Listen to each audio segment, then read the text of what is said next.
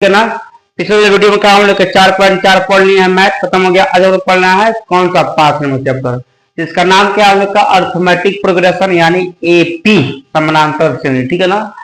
अब देखेंगे समानांतर श्रेणी के मतलब होता क्या है। समानांतर मतलब क्या होता है, एक समान। ठीक है ना। देखेंगे समानांतर श्रेणी, समानांतर श्रेणी। ठीक है ना। इस समान श्रेणी का मतलब होता क्या है। ठीक है ना। देखो हुआ बहुत ही आसान है। ठीक है ना। समानांतर श्रेणी का मतलब समझना बहुत ही आसान। देखो जैसे मानो हम लोग के घर पे मानो कोई सीढ़ी है, ये सीढ़ी का कैसा बनता है, हम लोग के समानांतर क्रम में बनता है। बनता है वजह, मानो बांस के कोई सीढ़ी है, देहात के लेकर तो समझ जाएगा।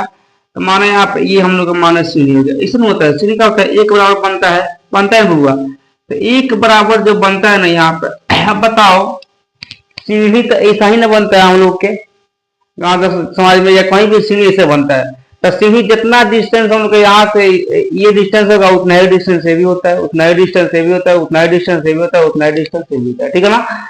जैसे मानो हम लोग के यहाँ पे एक छत हो गया, ये हम लोग का मानो सीढ़ी हो गया। ठीक है ना। तो इसको समझते हैं। समानांतर का मतलब क्या होता है कि एक समान चलना। ये सीढ़ी जो एक समान चलता है, तो एक समान का मतलब क्या हो गया यहाँ पे समानांतर।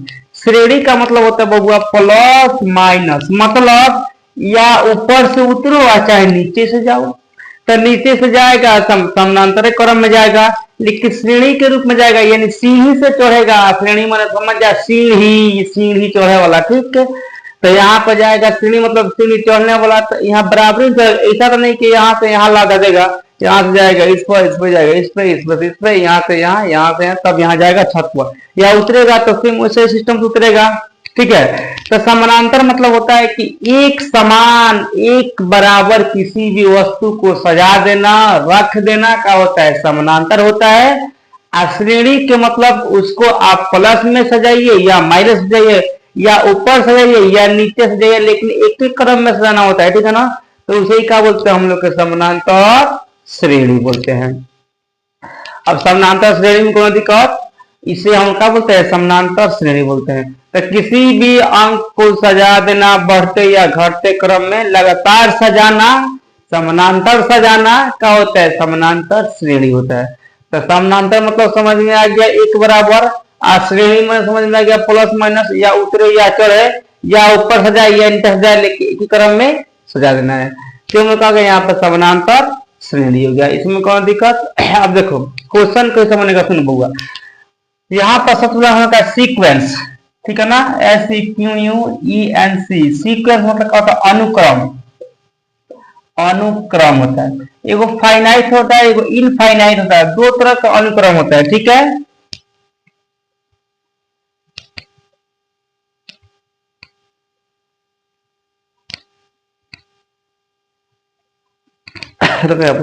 यहाँ पर दो तरफ होता है। ठीक है। हाँ जैसे देखो समानांतर श्रेणी तो बता दिए हैं। अब अंक में कैसे लिखेंगे बुआ, तो अंक में मानो यहाँ पर ये एग्जाम्पल बता सकते हैं 1 2 3 4 5, ये भी एक तरह का समानांतर श्रेणी ही हो गया। 2 4 6 8 10 12, ये भी एक तरह का समानांतर श्रेणी ही हो गया। ठीक है ना। या हम लोग हो जाएगा 4 8 12 16 20, ये भी का एक तरह का समानांतर श्रेणी ही हो गया। अब देखो कोई लिखेगा 4 8 10 2 दो के बाद माना आप 20 लिख दिया, तो ये समानांतर श्रेणी नहीं है। मतलब है जो तीनों जो है ये समानांतर श्रेणी है। ठीक है ना। ये भी है, लेकिन है वाला समानांतर श्रेणी नहीं है, क्योंकि इसको समानांतर क्रम में नहीं सजाया गया है। आ गया समझ में। तो समानांतर मतलब क्या होता है, एक समान चलना। श्रेणी माने प्लस या माइनस में चलना, पीछे चलना चाहे आगे चलना, का होता है समानांतर श्रेणी होता है। समझ में आ गया। अनुक्रम एक होता है सीक्वेंस अनुक्रम, दो तरह का अनुक्रम होता है वो। ठीक है। 2 4 6 8 10, ठीक है ना। या 2 हो गया हम लोग के, 10 हो गया, 5 हो गया, 4 हो गया। तो देखो वही क्या होगा, है जो हम लोग का है ये फाइनाइट है। फाइनाइट मतलब सही है, ये इनफाइनाइट है, मतलब ये क्रम में है, ये क्रम में नहीं है। तो ये हम लोग के एपी हो जाएगा, ये हम लोग के एपी ये भी होगा, लेकिन ये इनफाइनाइट हो जाएगा। ठीक है ना। तो हम लोग ई का होने का ई हो गया हम लोग का फाइनाइट, फाइनाइट हम लोग के इनफाइनाइट।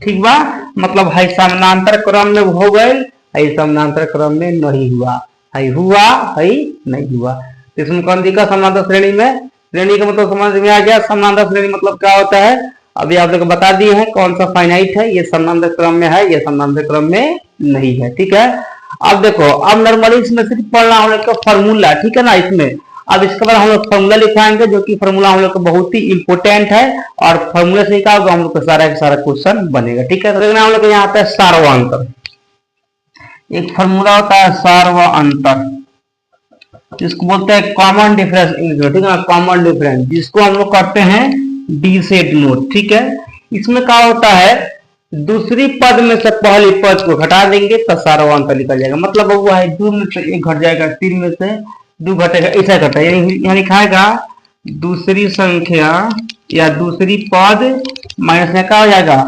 पहली पद। ठीक है, इसको हम लोग शॉर्टकट में लिख सकते हैं डी बराबर a2 माइनस a1। ठीक है, हम लोग ये हम लोग का कॉमन डिफरेंस, यानी हम लोग का सार्वअंतर अंतर निकालना है इसमें समानांतर श्रेणी में, तो ये फॉर्मूला हो जाएगा डी बराबर a2 माइनस a1 निकालना, याद रखना। ठीक है ना। हाँ, सार्वअंतर जो हम लोग का सार्वअंतर क्या कहता है, सार्वअंतर प्लस भी हो सकता है, माइनस भी हो सकता है, शून्य हो सकता है। यानी जो कॉमन डिफरेंस है वो तीनों हो जाएगा, प्लस माइनस शून्य तीनों हो सकता है। First formula. अब देखेंगे इसमें नेक्स्ट फॉर्मूला जो कि और भी है। यदि हम लोग के एपी का पहला पद निकाल लेना है, तो पहला पद निकालना है तो क्या आ जाएगा, a1 बराबर a, क्या हो गया, पहला पद का फॉर्मूला हो गया। अगर हम लोग के एपी का दूसरा पद निकालना है तो a2 बराबर a प्लस d, दूसरा पद हो गया। अगर एपी का तीसरा पद निकालना है तो क्या हो जाएगा, a3 बराबर a प्लस 2d, यानी डिफरेंस में जोड़ते जाएंगे, गुना करते जाएंगे, सॉरी गुना कर जाएगा। हम लोग के चौथा पद निकालना तो क्या जाएगा, a प्लस 4d। यदि हम लोग का पांचवा पद निकालना है एपी का तो क्या हो जाएगा, a5 बराबर a प्लस कितना जाएगा, सॉरी ये कितना होगा 3d, कितना जाएगा a 3d हो जाएगा। a5 बराबर a प्लस का यहाँ 4d। और हम लोग अगर हम लोग निकालना है छठा पद निकालना है तो क्या हो जाएगा, यहाँ पर a6 बराबर a प्लस 5d। मतलब ऐसे ही यदि हम लोग के nवा पद निकालना है तब क्या हो जाएगा, तो इनका होता है a n बराबर a plus n minus 1 into D, ये nवा पद के लिए फॉर्मूला है। ठीक है ना। अगर किसी में लास्ट पद निकालना है तो क्या, लास्ट पद का फॉर्मूला सेम होता है l बराबर a plus n minus 1 into D, ये हो गया हम लोग का एलवा पद है, लास्ट वाला पद। ठीक है, अब यहाँ जाते हैं हम लोग का पदों का योग का फॉर्मूला एक होता है, पदों का योग का फॉर्मूला। तो देखो वो अगर योग का फॉर्मूला आएगा, पद के योग का फॉर्मूला तो क्या होता है, Sn बराबर n/2 इंटू यहाँ पर 2a plus n minus 1 into D. ये क्या होता है हम लोग के, मतलब कि यहाँ पे पद के योग, यानी योग निकालना है पदों का, तो ये फॉर्मूला, या इसका एक और फॉर्मूला होता है जिसे हम लोग याद रख सकते हैं, सिंपल यहाँ पे है, वो भी Sn बराबर हो जाएगा n/2 इंटू यहाँ पर a प्लस n। ये भी एक फॉर्मूला है हम लोग के योग निकालने का फॉर्मूला। ज्यादा कुछ नहीं है हम लोग का, आज हम लोग सिर्फ इतना ही देखना था। इसमें ये फॉर्मूला है जो कि हम लोग को याद रखना है। बाकी जो क्वेश्चन हम लोग बताएंगे तो क्वेश्चन इसी का है, क्वेश्चन आएगा जो कि बनाया जाएगा। तो आज की क्लास इतना ही पर रहेगा, कल से पढ़ाएंगे चैप्टर, तब तक आज के लिए